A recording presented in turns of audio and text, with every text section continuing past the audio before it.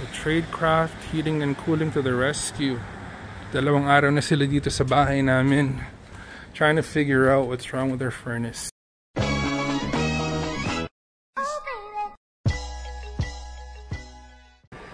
So you put that glue first? Yeah. Is it specific for the ABS pipe? Yeah. Okay. Can you buy that at Home Depot? You can actually, yeah. Just so I know. There you go. And the curvy The 90s? the 90s, that's what they're called, right? You can buy them at Home Depot as well, right? Yeah. Okay. Sounds good.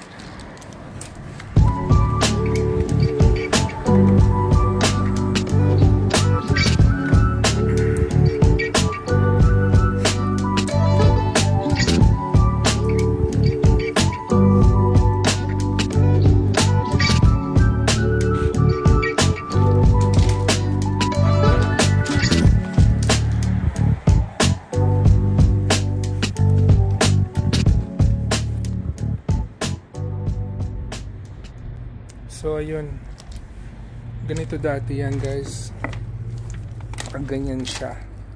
So ginagawa nung mga bata na kapitbahay namin, eto mga batong to, I guess over the years, lagay sila ng lagay dyan, pasok sila ng pasok ng bato, tapon sila ng tapon ng bato. So napuno ng bato itong linyang yan, itong pipe na yan, napapunta dun sa loob ng bahay namin, diretso dun sa heater, as in punong-puno. Punong-puno.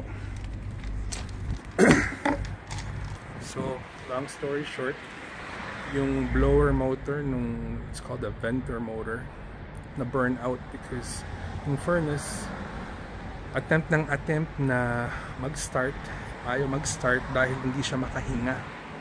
Walang exhaust dahil block na block, as in mga 6 to 8 foot section ng pipe na ganyan, extending to the inside of the house, punong-puno ng batong ganyan. Dahil yung kapitbahay namin, merong silang na anak na maliliit, 1, 2, 6 and 7 years old. Mga bata sila lahat, madalas sila maglaro dito sa gilid dahil malilim, di ba? Hindi mo naman masisisi dahil so yung furnace kailangan dito sa Canada dahil without the furnace maninigas kayo. So guys, ito, nandito tayo sa basement ni Kuya Puto. Finally, gumagana na ang furnace namin. Ayan. So, pinalitan ng Tradecraft itong motor na yan. Ito yung parte na pinalitan. Ito yung luma. Sabi, ito raw yung problema. So, pinalitan siya. Tawag dyan, venter motor. Ito yung loob nung furnace namin. 2 araw na hindi gumagana. Ngayon lang ulit gumana. So, nangyari, itong pipe na to, that goes to the outside of the house. Doon.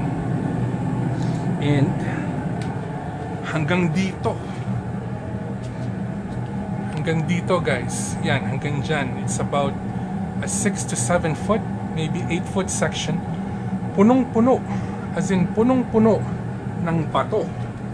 Dahil yung kapitbahay namin, yung mga anak nila, I'm suspecting it's them. Dahil wala namang matandang gagawa nun eh. Over the years, naglalaro sila siguro.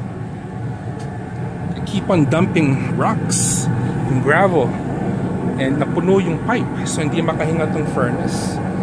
Yan, gumagana na siya. Thank God, I can feel the heat. Diba? So yan, ginagawa ng Tradecraft. By the way, sila yung gumawa ng furnace namin dun sa kabilang bahay. So I trust them. Pero medyo kamahalan tong repair na to. Yan, gumagana na siya ulit. So ito guys, ayos na yung furnace sa baba. Kita nyo? Thermostat namin, 23 degrees. All year long, 365 days of the year, di ko ginagaload naman talaga to eh. Dahil naka-automatic siya. Pag winter, 23 degrees laging temperature dito sa looban ng bahay. Tapos pag summer, Yung AC, it cools it down to 22 degrees. So, laging constant yan. Lagi siya naka-automatic. So, hindi ko na ginagalaw. The last 2 days, this was at 19 degrees. And merong dito nakalagay, di ba, heat. Merong icon na nakalagay na dapat, you know, yung hot air nagbo-blow sa mga vents. Pero hindi nangyayari dahil patay yung furnace dun sa baba. So, ngayon, everything is back to normal again. So, bukas, kakausapin ko yung kapitbahay namin. Sana naman di siya magalit sa akin because alam ko yung 4 niyang mga anak, ang mga gumawa, naglagay ng mga batong yun dun sa pipe, but it's okay. You know, little kids are gonna be little kids. Di naman sinasadya yan, talaga naglalaro lang sila. But you know, just as a friendly warning so it doesn't happen again, kakatukin ko sila bukas. So guys, ito yung final product ngayon. Kinabit ng HVAC technician to. Put in a new stem, and if you look inside, tingnan nyo, meron na siyang guard para in the future, kung meron mang maglagay ng mga bato dito, sa akin na go inside and fill up the pipe katulad ng nangyari. So ngayon, gumagana ulit yung furnace natin. Thank God. Ayan, ang itsura niya ngayon. Nice, diba?